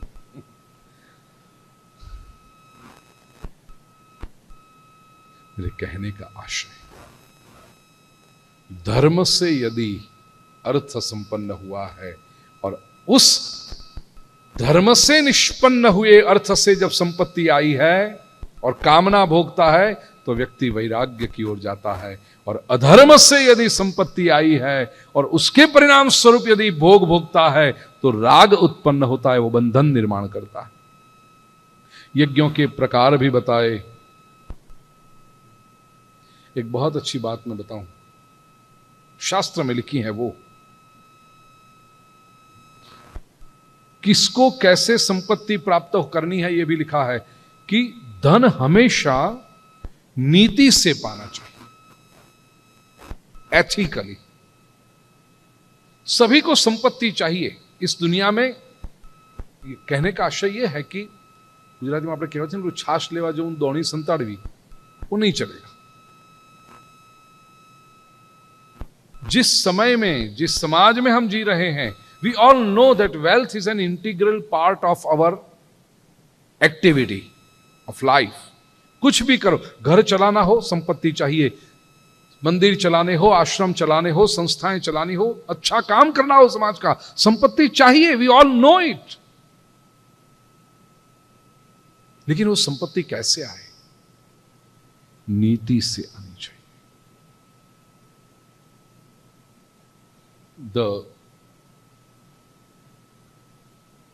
जो माध्यम है, जो व्हीकल है, वो शुद्ध होना चाहिए। साधन शुद्धि जिसको कहा है। ब्राह्मण ने कैसे संपत्ति पानी चाहिए? तो ब्राह्मण को चाहिए कि वो शुद्ध दान ले, यज्ञ कराए। यह जो हम कर रहे हैं वो ज्ञान यज्ञ है। यज्ञ कराए, द्रव्य यज्ञ, तपो यज्ञ, ज्ञान यज्ञ, जप यज्ञ, ऐसे अलग अलग प्रकार हैं। कभी वो लालची न बने ब्राह्मण, मायूस न बने। अरे सेठ जी आप आ गए, आई, ये ब्राह्मण को शोभा नहीं देता। ब्राह्मण समाज का, हमारे पूज्य दादा कृष्ण शास्त्री जी बड़ा अच्छा कहते थे, આદેશ આપવાનો અધિકાર કેવળ આ દેશના બ્રાહ્મણોને જ। आदेश करने का अधिकार केवल इस देश के, आर्यावर्त के। मनुस्मृति में बहुत सुंदर श्लोक है, एतद्देश प्रसूतस्य सकाशादग्रजन्मनः स्वं स्वं चरित्रम शिक्षेरन पृथिव्या सर्वमानवः। कहीं भी कोई गलती कर रहा हो, न करने जैसा कर रहा हो और करने जैसा न कर रहा हो, ये दोनों गलती होती है ना। To do what you should not be doing and not doing what you should be doing। कौन कहेगा? ब्राह्मण को अधिकार है सत्य का दर्शन। इसलिए उपनिषद ने भी कहा, ऋतम वदिष्यामि सत्यम वदिष्यामि। जो सच है वो कहूंगा। सत्य कहने से यदि डर जाए तो वो ब्राह्मण ब्राह्मण कहलाने के योग्य नहीं रहता। ब्राह्मण ऐसे संपत्ति पाए, क्षत्रिय अपने बाहुबल से संपत्ति पाए, वैश्य कृषि कर्म करे या तो पशुपालन करे और संपत्ति पाए। न्याय से जो धन पाया गया है उसका दान करने से व्यक्ति को सिद्धि। देखिए, भारतीय संस्कृति कहती है संपत्ति पाना आवश्यक है। It is good and it is necessary to earn money, but equally important is to donate, to share, to spare, to contribute। कोई भी अच्छी प्रवृत्ति चल, आप लोग तो सब अच्छे हैं, क्या कहूं, मंदिर में आप लोग नियमित रूप से दान करते ही हैं। न्याय से जो संपत्ति मनुष्य ने पाई है उसका दान करने से मनुष्य को सिद्धि प्राप्त होती है। और ये सब कैसे होगा? देखिए कितना सुंदर बात कही कि ये सब तभी होता है जब सज्जन का और संत का समागम हो, तभी व्यक्ति को सत्कर्म करने की प्रेरणा प्राप्त होती है। यहीं पर यह बात सिद्ध हो गई। शक्ति तो आप सभी के पास थी, प्रभु की दी हुई, लेकिन कोई ऐसा क्योंकि हम सत्संग कर रहे हैं और सत्संग में ऐसी कोई क्षण आ गई तो ये सत्कर्म हम कर पाए। मेरे मन में ये बात इसलिए निकली थी, शैलेन भाई जो, और हर जगह पे हमारे यहाँ प्रसाद के जो यजमान हैं उनके नाम बोले जाते हैं, उनके लिए मैं शिव पुराण में से कही बात इन वर्बेटिम में पढ़ता हूं आपके लिए। जिसका अन्न भोजन में लेकर के व्यक्ति जब धर्म का श्रवण करता है, उससे जो उसे पुण्य प्राप्त होता है, उस पुण्य का आधा हिस्सा वो अन्नदान करने वाले को मिलता है। If 500 people or 1,000 people are listening to कथा and डिनर के महाप्रसाद के मनोरथी आप बनते हैं, तो 1,000 लोगों ने जो सुना, उसके पुण्य का आधा हिस्सा वो अन्नदान करने वाले को प्राप्त होता है। हमारे यहां अन्नदान बहुत बड़ा कहा, इसलिए जो भी इसमें कंट्रीब्यूट करते हैं, व्यासपीठ से मैं उनको आशीर्वाद प्रदान करता हूं। ये बहुत अच्छा काम ये लोग कर रहे हैं। कहा है कि अपनी संपत्ति के 3 हिस्से करने चाहिए। एक धर्म के लिए, दूसरा वृद्धि के लिए, और तीसरा भोग के लिए। तो 1/3 ऑफ द वेल्थ एंजॉय करो आप, शास्त्र आपको अनुमति देता है।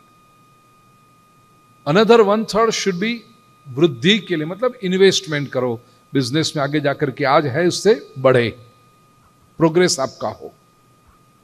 और 1/3 धर्म के लिए होना चाहिए। अब जब हम कहें कि भाई 1/3 isn't it too much, तो फिर कहां से संपत्ति आई है और उसका कहां प्रयोग करना चाहिए, और उसमें से कैसे कितना हिस्सा ने। खेती से जो किसान, कृषि कर्म से जो संपत्ति आई है, एक बात याद रखना, कहीं से भी संपत्ति आती है तो उसमें कोई ना कोई दोष रहता है, लेकिन वो ग्रीन नोट इतनी आकर्षक लगती है ना कि उसमें हमें कोई दोष दिखाई नहीं पड़ता।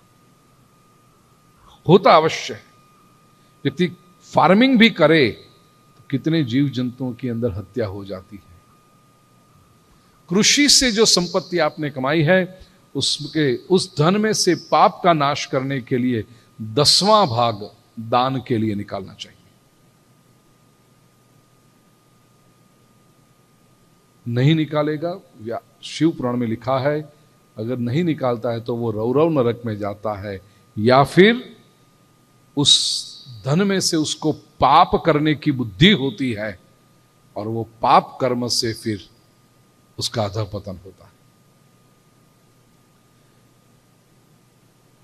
व्यापारी व्यक्ति है जो व्यापार से कमाता है, या तो ब्याज में से इंटरेस्ट की इनकम जिसको आती है, उसके लिए कहा गया कि अपनी संपत्ति का 6ठा हिस्सा 1/6 दान के लिए निकालना चाहिए।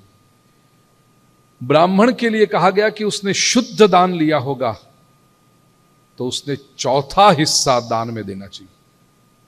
कोई ये ग्रंथ पढ़कर या सुनकर ऐसा न सोचे यहां तो ये ब्राह्मणों को अपने मिले इसलिए। देखो, ब्राह्मण की जिम्मेदारी ज्यादा बताई।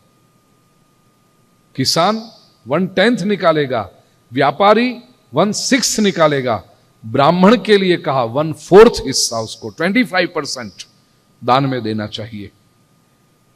अकस्मात यदि कुछ मिल जाए, धन, लॉटरी जीत जाए या जमीन में से कुछ मिल जाए, तो चाहे वो ब्राह्मण हो, चाहे वो क्षत्रिय हो, चाहे वो वैश्य हो, व्यापारी हो, किसान हो, कोई भी हो, अचानक जो संपत्ति मिल गई है उसका 50% उसको दान में दे देना चाहिए। आप कहोगे गवर्नमेंट टैक्स तो ले जाती है। लोग धर्म नहीं करते इसलिए ये सब करना पड़ा। और ब्राह्मणों के लिए खास कहा कि यदि दुर्जन के पास से, बुरे आदमी के पास से संपत्ति प्राप्त हुई है तो वो सारी संपत्ति, पूरा का पूरा दान जो भी मिला है वो समंदर में डाल देना। किसी को देना भी, क्योंकि वो बुरा है तो जिसके पास जाएगा उसकी बुराई करेगा, समुद्र में डाल देना चाहिए।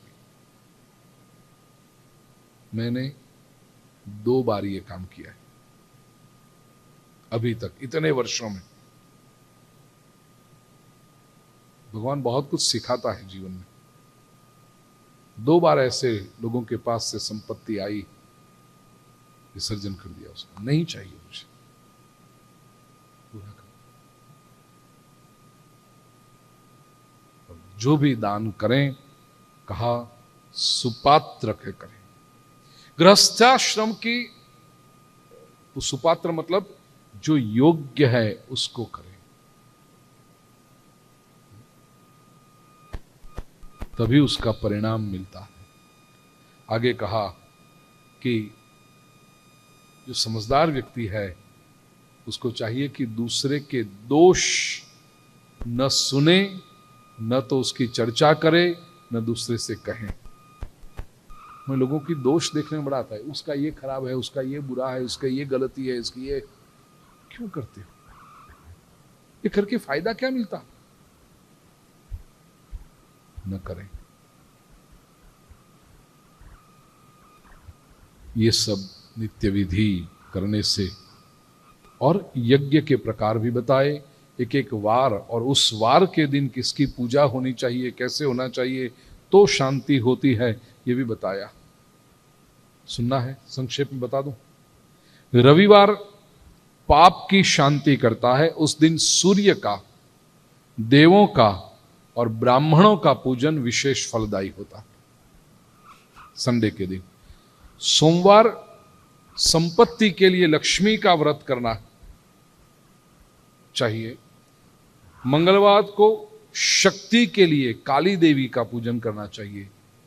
बुधवार के दिन विष्णु का पूजन करने से पुत्र, मित्र और स्त्री की प्राप्ति भी होती है और उनका संवर्धन भी, उनकी प्रगति भी होती है।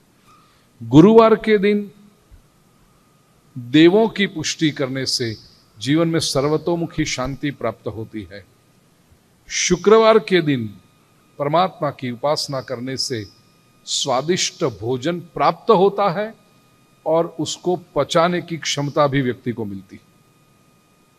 शनिवार के दिन रुद्र की उपासना करने से अकाल मृत्यु दूर होता है, मतलब हेल्दी रहते हो, अनटाइमली डेथ नहीं होता है। तो ऐसे 7 वार का ये वर्णन बताया है। फिर कहा कि दान करने के लिए, पूजा करने के लिए योग्य देश कौन सा है, वर्णन तो किया है, लेकिन एक बात बहुत सुंदर कही, अपने मन को जहां प्रसन्नता मिले उसका फल सबसे अधिक है। आपको जो दान करके, आपको जो पूजा करके, आपको जो तप करके भीतर मन में प्रसन्नता, जो व्रत करके आपको प्रसन्नता मिले, वो सबसे अधिक फलदायी है। फिर समय भी कहा, संक्रांति समय, ग्रहण समय, उसमें पूर्ण फल होता है।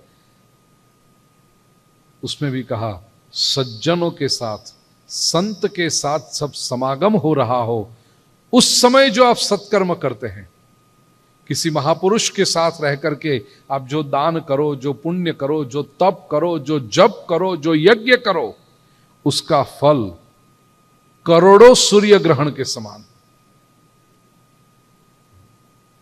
और सुपात्र को दान करना चाहिए। आगे जो बात कही, तो पात्र कौन है, बहुत सुंदर व्याख्या करी शिव पुराण में।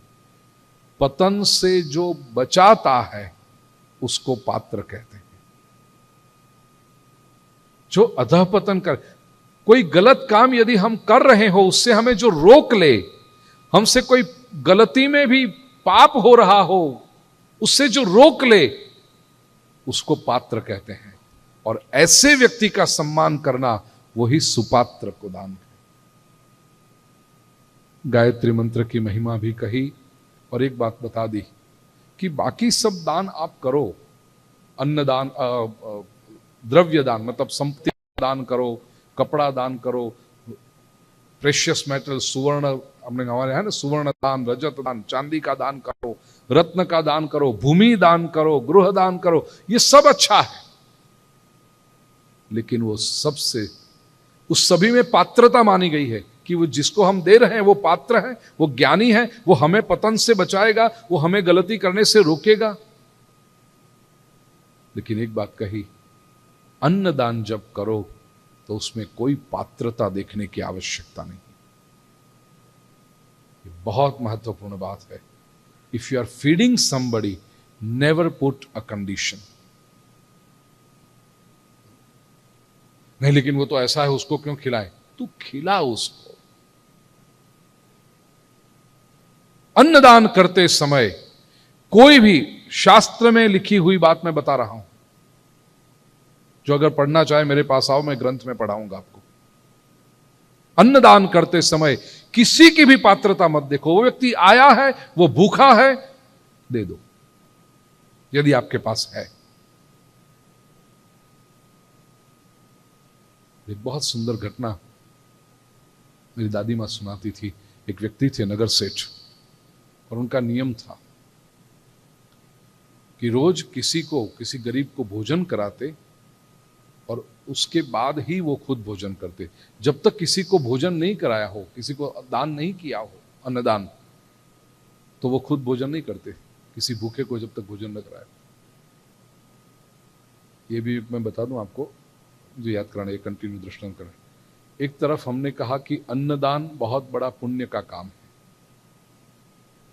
और दूसरी ओर कहा अन्न क्षेत्र में जो मुफ्त में भोजन करता है वो पाप का भागीदार बनता है। यह भी हमारे शास्त्रकारों ने कहा है। क्योंकि हम लोग लेथार्जी को, हम लोग वो उसको उत्तेजन देना नहीं चाहते थे, नहीं तो सब लोग अन्न क्षेत्र में मिलता है ना, फुकट में खा के आओ, मुफ्त में। जिसके पास संपत्ति है उसको एनकरेज करने के लिए कहा कि अन्नदान करो, उससे तुम्हारी संपत्ति और तुम्हारा धर्म बढ़ता है। लेकिन समाज आलसी नहीं होना चाहिए, नहीं तो लोग ऐसा सोचेंगे चलो ये तो इनके पास बहुत पैसा देते हैं ना, खा के आओ। जो अन्न क्षेत्र में जाकर के मुफ्त में अन्नदान का भोजन करता है वो पाप का भागी बनता है। एक ने मुझे कहा था, किसी व्यक्ति ने न्यूज़पेपर में एडवर्टीजमेंट दी, वैकेंसी है, मतलब क्या कहते हैं, ओपनिंग, जॉब ओपन, क्या कहते हैं, जॉब है। और वो इतना रिसेशन का टाइम चल रहा था, जैसे ही वो एडवर्टीजमेंट आई कि जॉब है, तो बहुत लोगों ने एप्लीकेशन की। इंटरव्यू के लिए जब गए तो व्यक्ति खुद स्पष्ट कहता था कि देखो जॉब है मेरे पास में, लेकिन सैलरी नहीं दूंगा, 2 टाइम का भोजन दे दूंगा, भर पेट तुमको जितना भोजन करना है करो, सैलरी नहीं मिलेगी। बाकी सब लोग तो चले गए, सैलरी नहीं मिलेगी तो हमारा घर कैसे चलेगा। एक व्यक्ति इतना गरीब था, उसने कहा चलो कुछ नहीं, कम से कम पेट तो भरेगा, I am ready to work for you, salary मत देना, 2 टाइम का भोजन दे देना। कहा ठीक है, कल से आ जाओ, तुम्हारी जॉब चालू। तो दूसरे दिन वो 10 बजे पहुंच गया, कहा यस बॉस, क्या है मेरी जॉब आज की। बॉस ने कहा देखो ये टिफिन लो, यहां से 5 माइल दूर एक अन्न क्षेत्र चलता है, वहां पहले तुम भोजन कर लेना और मेरे लिए टिफिन भर के आना, ये तुम्हारी जॉब।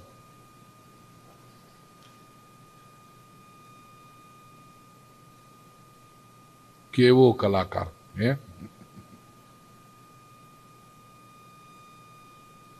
ये पाप का भागीदार।